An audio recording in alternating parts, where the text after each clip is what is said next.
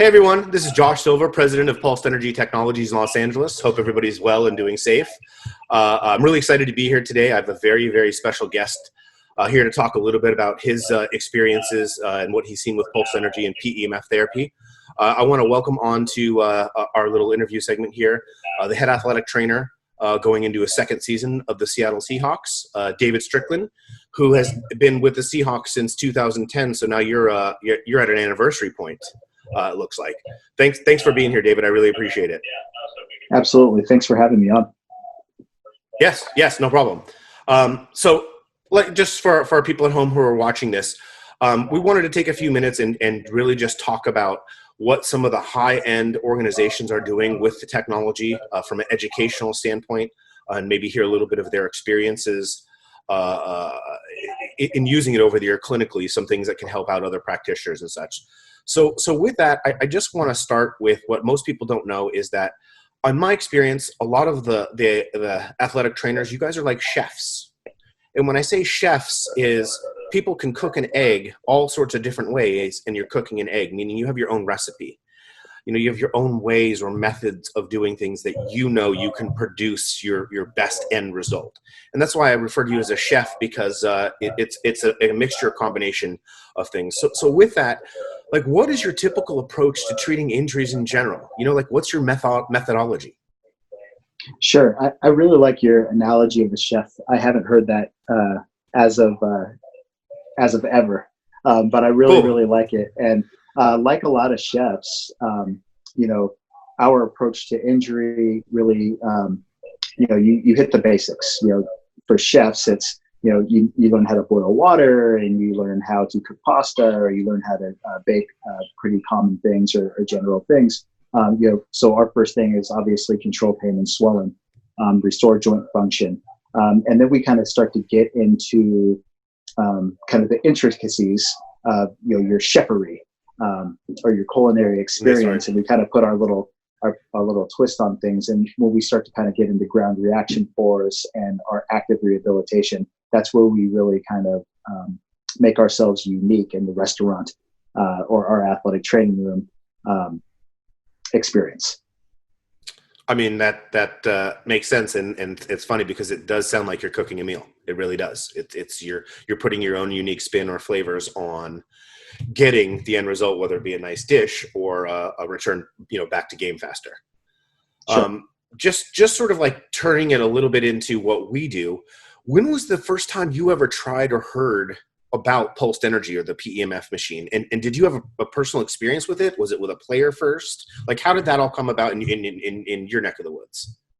Sure. So when I got to Seattle, I think that was right around the time that we were getting our machine, and that was my first experience with it. So obviously, like all good young athletic trainers and good athletic trainers, you start kind of tinkering around with stuff before you use it with any of the players. So my first experience was a personal experience as I kind of tried to figure out what this giant, clicky, loud device was that I was going to start to use on our players. And so that was kind of my intro into it. I have to admit I was scared because of because I didn't want it to fry my cell phone. I think I had a Motorola Razr maybe at the time, or kind of one of those push to talk guys. Yeah. I was like, I just don't want it to fry it, because it was like we had these little egg timers that we were using, and they kept frying the timers because they were too close to the machine. So I was like, take all the metal off. And I remember seeing you with the big chain around your neck, and you got the machine. It's like doing the spark and the lightning. I'm like, this thing's going to kill me. But I jumped in anyway, and that's obviously fine. I'm still here today. Yeah, I was going to say you made it out alive, so that's obviously a good sign. Yeah. So going back, the Razr didn't make it. No. Make it. And when you were saying that, I was thinking of the old Motorola V60, the flip phone. Yeah, that's the one. Flip phone, yeah, dude, I remember those. Man, those were cutting edge at the time, weren't they? I really thought they were awesome. Where are you at? Yeah, it's amazing now, because the technology of all of these things, our machine, cell phones, they're smaller, they're more portable, they're more effective, and the cost comes down. So it's amazing what happens over time. Just going back to the chef sort of analogy that we said earlier, At what point do you guys decide that you're going to bring in the PEMF? And is it something you decide? Is it something a player asks for? Is it both? Like, what has generally been your experience? Yeah, it's sort of two-tier, right? Like us, our players are exposed to a greater array of information. It's available on their cell phones, and they're talking to their different people, and even some of the younger guys who are in their first contract, they still have a team of people who are giving them advice and kind of pointing them in the right direction, which is awesome. It's awesome in two aspects. It's awesome for us because it kind of helps push us and keep us on our toes. Complacency is an awful, awful thing in any business that you're in. And it really kind of helps keep us sharp and ahead of the game. And it's really good for the players because they're able to ask well thought out, well-informed, generally questions, and they're truly kind of in the search for knowledge. So it gives us an opportunity to show what we know and to show that we are on it and we are ahead of the game. And so a lot of times guys will come in and will say, hey, what's up with Pulse Energy? Have you ever heard of that? I'm like, have I ever heard of it? Come with me. We've had this for a decade. It's brand new to them, but they're like, oh man, you guys are on top of it. And then on the other aspect of it, it gives us an opportunity to, put a guy in the situation and say, hey, have you ever tried this? Sure. Is there something that you would like to do? Here's what it can do for you. It's just one more thing that we can kind of throw into the mix for your recovery from your injury. And guys usually respond pretty well to that as well because it's something they haven't heard before or heard of before. And it's something usually guys are willing to give a try. I mean, that is awesome. Are there typical conditions that you use it on? Like when you hear, okay, this happened with this person, this is a candidate for PEMF versus not, or is it just sort of take it as it comes? Yeah, for us, if guys ask to get onto it, for any type of musculoskeletal injury, we generally don't say no. Like I mentioned before, we're a gravity ground reaction force sports medicine team. So really where we hang our hat is on active rehabilitation. We try to get guys moving as quickly as possible, as much as possible. But for us, it's going to be, slam dunk that PEMF is going to be in their fracture rehab, stress reaction rehab, any type of those bony issues that guys have. We want those guys in there because we don't do a lot of modalities. And when we do modalities, PEMF is one of the ones that we feel at guys pretty regularly. Is there anything that you guys would avoid with PEMF? There's not much. There's some stuff in the research that I've read that we don't see. So for the general, I can see you guys don't run into. I'm sure. Yeah. For the general musculoskeletal stuff, there's not much. Some guys like post-surgical, we might stay away from it just because, like for a shoulder surgery, for instance, guys get kind of uncomfortable with the jolt. So a few days post-surgery, we might keep a guy off of there unless he's got a very good familiarity with it and knows how to regulate the intensity of that muscular contraction rather.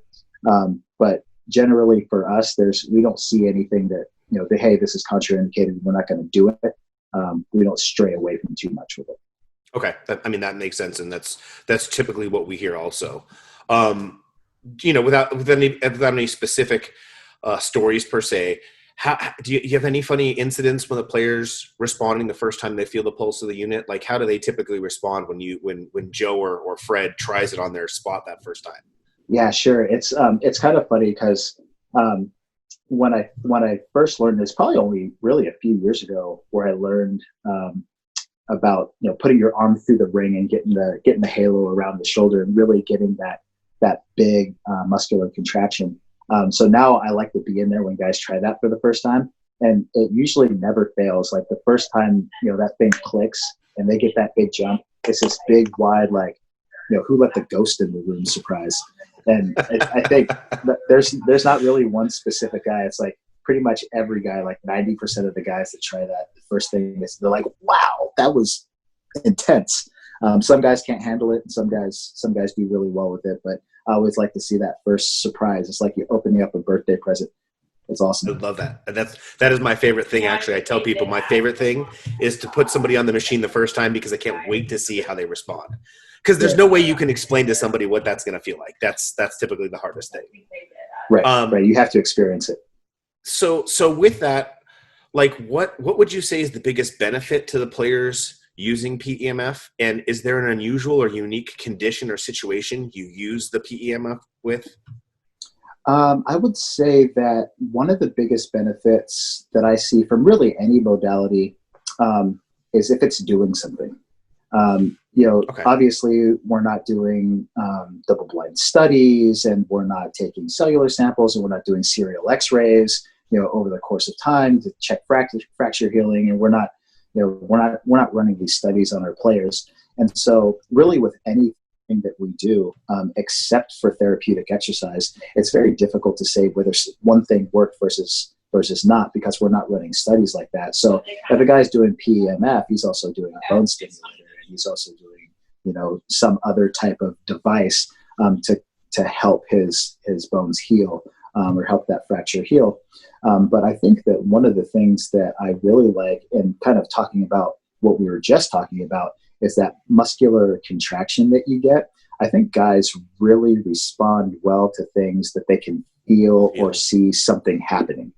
And so that psychological effect from, hey, yeah, I was on the table for whatever it is, 24 minutes or however long they're on there, half an hour, but I felt something happening. So they don't feel like they wasted their time. And I think that's one of the biggest benefits for PEMF, in my opinion. That is, again, that is a common theme that I hear across the board, from chiropractic to orthopedic. The fact that the end user gets the physical sensation. It's not just a therapeutic effect, but you touch on it. It's a psychological effect too. So they know that something is happening, and gives them the belief that there's a therapy going on. I'm a huge believer in the psychological effect of any treatment. It doesn't matter what you're doing. If the player or the patient doesn't believe that it's helping them, then it doesn't matter what you do or what you say or what studies you put in front of them. It's not going to work for them. Yep. As you're saying that, and as I'm sure you were talking about, there was 2 or 3 cases I've been around in my life where I've seen that too, where the psychological aspect of it interfered with their ability to heal, and it happens. It happens. Right. So in that same line, is there anything that you have seen non-positive outcomes on, where, hey, we treated this for this long and PEMF did nothing for it? Have you run into any of those cases? Because those are typically the rare ones. Yeah, I mean, we have seen some cases, and again, I can't point my finger at PEMF, just like I can't point my finger at bone stimulators. But when you get a guy who has a fractured wrist, for instance, and you're throwing the kitchen sink at him, and they end up getting a non-union or a failed repair, it's unfortunate. You hoped that all the stuff that you threw at them and all the care that you gave them was going to help them. But sometimes things just fail. Sometimes things just don't get better. Sometimes it's the way that person heals. I don't think that any of the modalities that we use are doing anything to change a player's biology and physiology. So, everybody's different. We all work kind of in the confines of a set measurement, but there's different ends of the spectrum. So people heal differently. People's biology is different. And, some people aren't going to respond to certain things the way that somebody else will. And I think that that's unfortunate. But yeah, I mean, we do see some non-union fractures. We see a failed surgery here and there, or failed fix here and there, where a guy has to go in and get something revised, and it's nobody's fault. It's not PEMF's fault. It's not the player's fault. They don't get to write their genetics.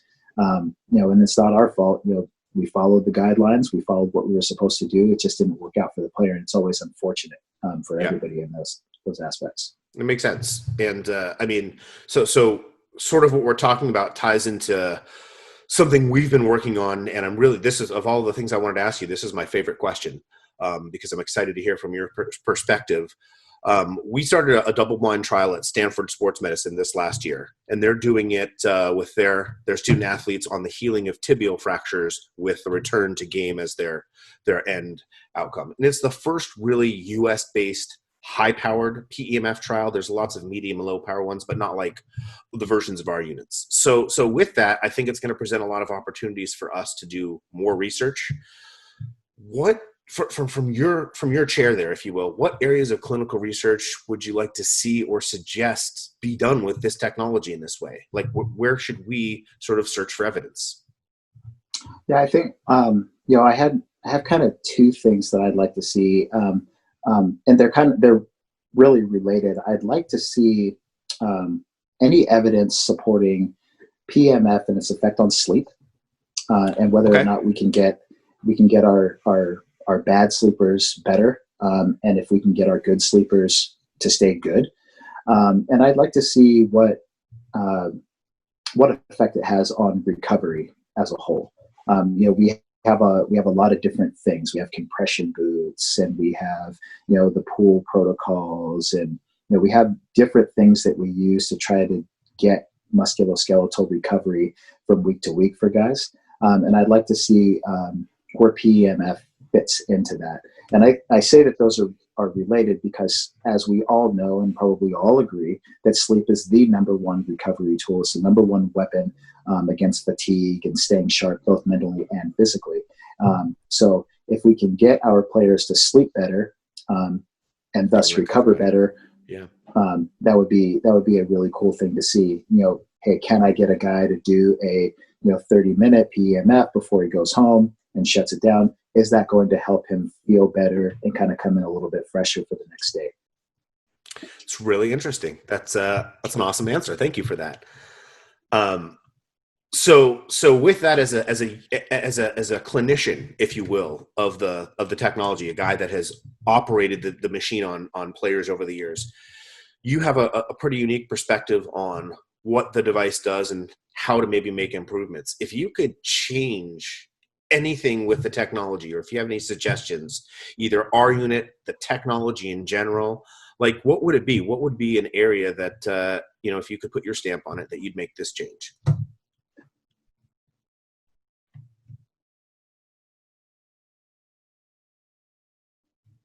Always feel like I'm going off the rails there. But you froze on me. Did I freeze on you? Yeah, you froze for a second. Should I repeat that? Okay, yeah, maybe we should repeat it. Yeah, no, what I said is you've used the machine as a clinician for years now. You've actually applied the technology to people. If you could change anything about the technology in general, the applicator, the box, our machine, or make a suggestion to improve it based on, experience on your end, what do you think we should do? What would be a good improvement or change? Yeah, and I hate that you asked that question.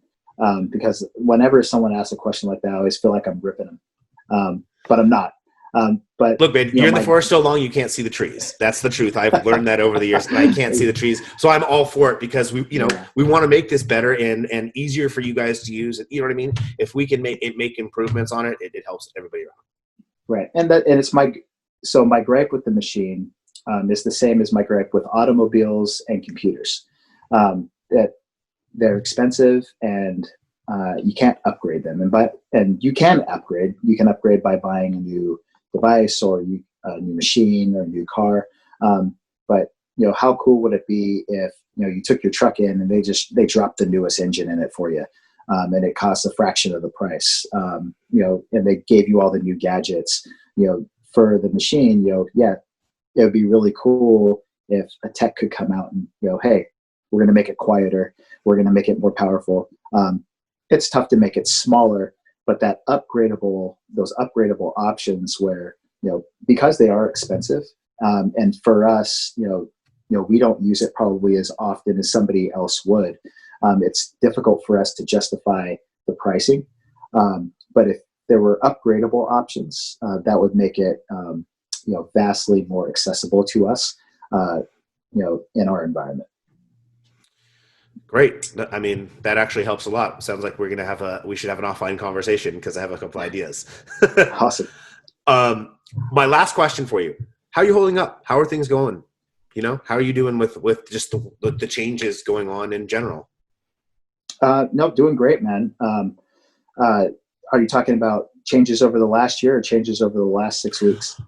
To the last 6 weeks or so, where we are, you Yeah. know, we're watching football from our television screens in a different way. Yeah, no, man, it's been fine, man. You know, kind of like we were talking about earlier before we started. You know, I'm grateful. I'm grateful for being able to spend more time with my family. You know, we've had a lot of online conversations, Zoom calls, Microsoft Teams calls, and we're doing a good job of staying connected. We're staying connected to the players. We're staying connected to the coaching staff, and we're staying connected to each other as staffs. But most importantly, I'm getting connected to my family, which has been really cool. You know, I see my kids way more than I have during their lives, all of our lives, I guess. You know, I'm reconnecting with my wife, which is awesome. I'm spending more time in my house that we spend so much money for, which, I mean, you know, you see your home when the sun's kind of rising and you don't see it again until it's dark. You know, that's kind of it's not sustainable way to live. So you know, while my heart goes out to all the people who have, you know, lost during this time, whether it's loved ones or employment, so on and so forth, you know, I remain grateful. I remain grateful that, you know, we're able to spend this time together and press pause a little bit and slow things down. And I think it'll change the way that we approach how we do business. It'll approach the way that we interact with people. And it'll change the way that we approach our priorities kind of going forward. And I'm grateful for that. I mean, it's an awesome answer. That's great. I'm glad to hear that you're able to, like you said earlier, see the silver linings in things. And I think a lot of us are being able to reconnect with our friends and family, people that are close and local, in a way that we weren't before. Right. David, thanks for all of the time. Thanks for answering all the questions and giving us some awesome insight to what you guys do, who you are, and how you're using PEMF. Thank you again for everything. And listen, stay safe, be well. And if you guys need anything, don't hesitate to reach out. Absolutely. Thanks again, Josh.